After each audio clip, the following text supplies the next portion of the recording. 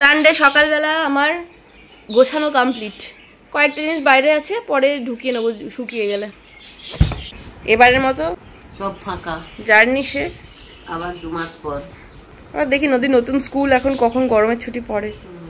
গরমের ছুটিটা একই সময়ই পড়ে না, একটু আগেই পড়ে বোধহয়।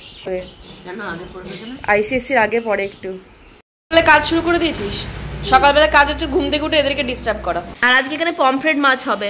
এদেরকে দেখুন, এদেরকে যে থাকার হাঁড়িটা করে দিলাম, হাঁড়ির উপরে দেখুন দানা ছড়াচ্ছে নদী, আর এরা বসে বসে খাচ্ছে। দুটো গাধা, একদম দুটো গাধা, দুটো। সকালবেলা মিস্টার মুখার্জির আগমন হয়েছে।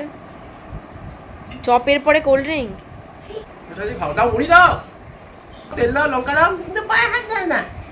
50টা চপ দিয়ে দাও না একসাথে।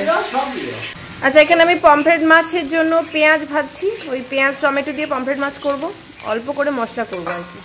এখানে এসে একজন বডি ফেলে দিয়েছে, খেয়ে দে মুড়ি খেয়ে বডি ফেলে দিয়েছে। মায়ের পুজো হচ্ছে।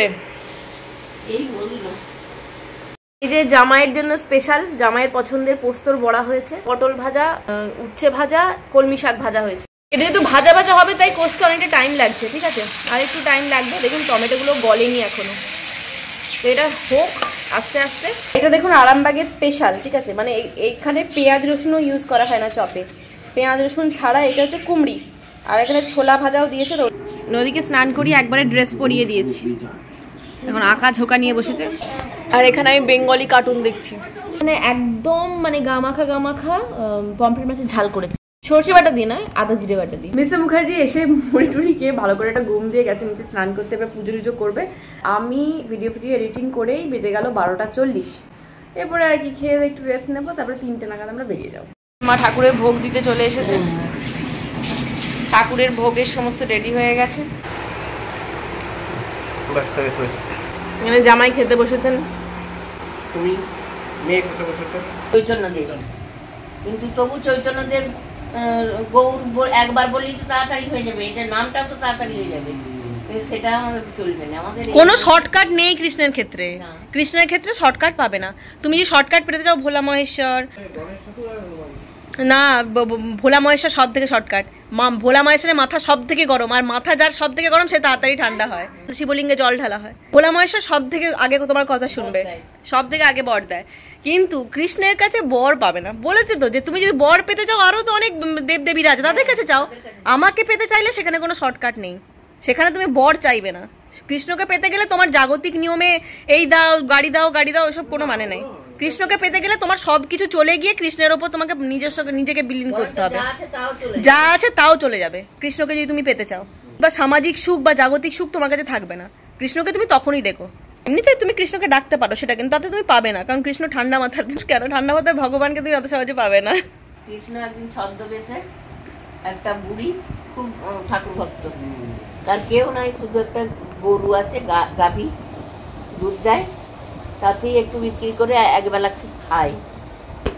তার বাড়ি গেছে আতিথেয়তা করবার জন্য, শুধু দুধ ছাড়া আর কিছু নাই, তাই দিয়েছে। অনেক সন্তুষ্ট, ওরাও খেলো। চলে আসলো, এসে বলছে, এসেই তারপরেই খানিক পরে শুনলো যে বুড়ির গাভীটাও মরে গেছে। বলছে তোমাকে অত, নারদ বলছে তোমাকে অত ইয়ে করে ভালোবেসে যে দুধ খেতে দিল, আর ওর ওই গাভীটি ছাড়া আর কেউ নয়, তুমি ওইটাও নিয়ে নিলে। বলছে আমাকে মন প্রাণ দিয়ে ঠিক ডাকা হচ্ছে না, গাভীটার মায়াতেই ব্যস্ত থাকছে, কিন্তু ওইটা চলে গেলে আমাকে একদম মন প্রাণ দিয়ে। যেমন সেই কৃষ্ণ যখন এই দ্রৌপদীর বস্ত্র হরণ করলো, যতক্ষণ পর্যন্ত দ্রৌপদী কাপড়টা নিজে আটকে ধরে রেখেছিল একটা হাত দিয়ে, ততক্ষণ পর্যন্ত কৃষ্ণ বাঁচায়নি। ও যখন পুরোপুরি ছেড়ে দিয়ে সমর্পণ করেছিল নিজেকে, তখন এবার ওপর থেকে কাপড় যখন ডাকলো তখন বস্ত্র জোগালো, তখন বস্ত্র জোগালো। যতক্ষণ পর্যন্ত পুরোপুরি সমর্পণ না করছো ঠাকুরের কাছে, ততক্ষণ পর্যন্ত ঠাকুর তোমাকে ইয়ে করবে না। এক হাত দিয়ে কাপড় ধরে এক হাতে ভগবানকে ডাকছিল, ততক্ষণ পর্যন্ত ভগবান কাপড় কিন্তু জোগায়নি। কিন্তু যখন দু হাতই খুলে দিল যে এবার তোমার দায়িত্বে সবকিছু, আমি সবকিছু দু হাত তুলে দিলাম, তখন ভগবান কাপড় ওপর থেকে দিতে শুরু করলো। আসছি, টাটা বাই বাই। খুব মজা হবে আরো। তখন হাম পিঠা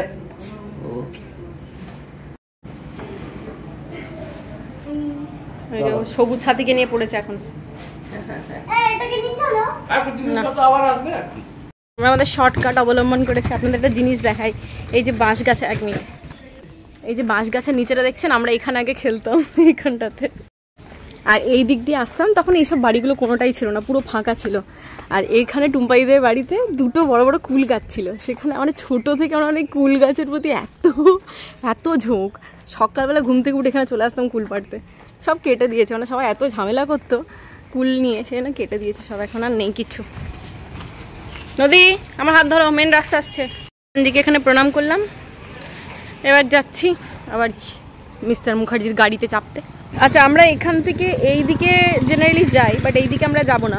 আমরা যেহেতু মিস্টার মুখার্জির বিশালক্ষী মায়ের মন্দির দর্শন হয়নি, তো আমরা এই রুট হয়ে বেরিয়ে যাব, মাকে প্রণাম করে ওখান থেকে বেরোবো। আচ্ছা, আমরা বিশালক্ষী মায়ের মন্দিরে চলে এসেছি, যদিও মন্দিরের গেট এখন খোলা থাকবে না, মাকে বাইরে থেকে প্রণাম করে যাব। আমি তো দেখেছি অভিষেক প্রণাম করে যাক, না গাড়ি আসতে যাবি না। মায়ের মন্দিরটা এখন বন্ধ, আবার বিকেল 5:30টার সময় মন্দিরটা খুলবে, মানে মাকে দেখা যাবে। এখন মায়ের মন্দিরে আমি পরিক্রমা করলাম, আমরা এখানে মা মনসাকে প্রণাম করলাম, কিন্তু মাকে দেখা যাবে না এখন, মানে ভেতর থেকে বন্ধ আর কি।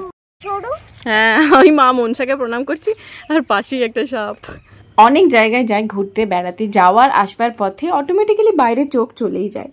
তো নর্মাল যেরকম পরিবেশ হয়ে থাকে বেশ ভালো লাগে, বাহ খুব সুন্দর সাজানো গোছানো প্রকৃতি। কিন্তু যখন এই মানে কলকাতা থেকে মানে সাউথ 24 পরগনা থেকে আরামবাগ আসার রাস্তাটা যেন একটু বেশিই মনে থাকে। এখানে এত ইমোশন জড়িয়ে আছে, যেন প্রত্যেকটা গাছ, প্রত্যেকটা জায়গা, সমস্ত কিছু চেনাশোনা। ইনফ্যাক্ট প্রত্যেকটা চায়ের দোকানের যে কাকুগুলো বা চায়ের দোকানের দাদাগুলো আছেন, তাদেরও মুখ যেন চেনাশোনা হয়ে গেছে। আমি এতটা মাইনিউটলি এখানে দেখতে দেখতে যাই। আপনাদেরও কীরকম হয়, মানে বাবা মাকে ছেড়ে আসার সময় এই যে জার্নিটা একটু বেশি মনে থাকে না? আমরা একটা জায়গায় চা খেতে দাঁড়ালাম, এই চণ্ডীতলার কাছাকাছি। এখানে কত কচি কচি নিম পাতা, দেখুন, আমি যেখানে নিম পাতা দেখছি মনে হচ্ছে না এক গাদা তুলে নিয়ে চলে যাই। মিস্টার মুখার্জির দুধ চা, আর আমি আমার ফেভারিট বিস্কুট পেয়ে গেছি এখানে। কত আম ধরেছে, কুড়িও না, ওটা কোনো লাভ নেই। ওরকম অনেকগুলো আম হলেও নয় হতো, ওই একটা আম নিয়ে কি হবে? এটা হচ্ছে বুন্তু আম। আমি এই দুটো ভাবলাম নিম গাছ, বাট এটা নিম না, কচি পাতা বেরিয়েছে, এটা মেহগিনি গাছ। এটা মেহগিনি গাছ আমার সামনে থেকে দেখতে পাচ্ছি, বাট ওইটা দূরেরটা মনে করেছিলাম যে নিম গাছ, বাট না, এটাও মেহগিনি গাছ। কি সুন্দর জায়গাটা, মনে হচ্ছে না এখানে নেমে পড়ি। আমার বাড়ি থেকে মানে এক বাড়ি থেকে আরেক বাড়ি আসার সময় সব থেকে যে মানে জায়গাটা বাজে লাগে সেটা হচ্ছে সাঁতরাগাছি। মানে এখানে এত জ্যাম থাকে, মানে সাঁতরাগাছি জায়গাটা বাজে বলছি না, বাট এখানে রাস্তায় এত জ্যাম থাকে না, সময় সময় পৌঁছেই উঠতে পারি না। কিন্তু আজকে দেখলাম পুরো রাস্তাই ফাঁকা। আমাকে সবাই বলছেন যে দিদি তুমি বাইরের খাবার খাওয়া বন্ধ করো। এই যে দেখুন, প্রত্যেকটা মুহূর্তে যে খাবে করে এত জিজ্ঞাসা করছে, তাহলে কি করবো? কথায় কথায় 2 মিনিট ছাড়া ছাড়া হচ্ছে খাবে, আসুন খান, এই সমস্ত রেস্টুরেন্টের নাম দিয়েছে। না খেয়ে যাবো কোথায়? কালকে ঈদ যেহেতু গোটা রাস্তাটা সাজানো হয়েছে, গোটা কলকাতা সাজানো হয়েছে সব জায়গাতে। আমরা বাড়ি চলে এসেছি, চলো। এসে আর সেরকম ব্লগ করিনি, সমস্ত সব কিছু গোছালাম, গুছিয়ে যা যা কাচতে দেওয়া সেই সমস্ত কিছু বের করে আমি একটু বেরিয়েছিলাম রুকসানার কাছে, অনেকদিন দেখা হয়নি, একটু হাঁটাহাঁটি করলাম।